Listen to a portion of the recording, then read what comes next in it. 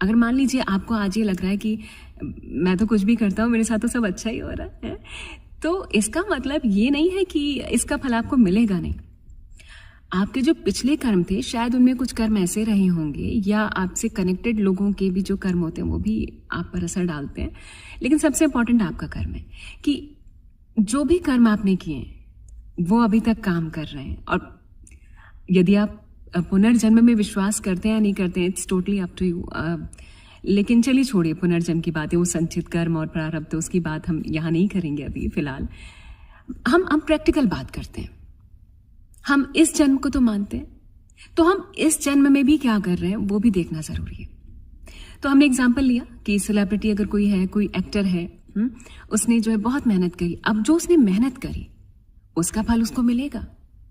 वो एक्टर बना, उसने बहुत अच्छा अपना जो है वो जीवन जिया, समय एंजॉय किया, पब्लिसिटी एंजॉय करी, फेम एंजॉय किया। लेकिन जो उस वक्त, उस फेम के वक्त जो उसका बिहेवियर रहा, अगर वो रूड रहा किसी के साथ उसने दुर्व्यवहार किया, बदतमीजी की, या किसी को कुछ समझा नहीं, या जो पब्लिक उसको इतना प्यार लुटाती रही उसी पब्लिक के साथ उसने बदतमीजी करी, तो फिर वो कर्म ऐसे बनेंगे कि एक समय आएगा जब वो सफलता उससे छीन ली जाएगी। और ये लॉ है नेचर का, ये सब पे लागू होता है। तो फिर जब वो छीन ली जाएगी तो फिर उसको लगता है कि अरे ऐसा कैसे हुआ। फिर पूरी पब्लिक परेशान होती है कि अरे ये तो बहुत अच्छा एक्टर था, इसके साथ ऐसा क्यों हुआ। ये हमारे कर्म है।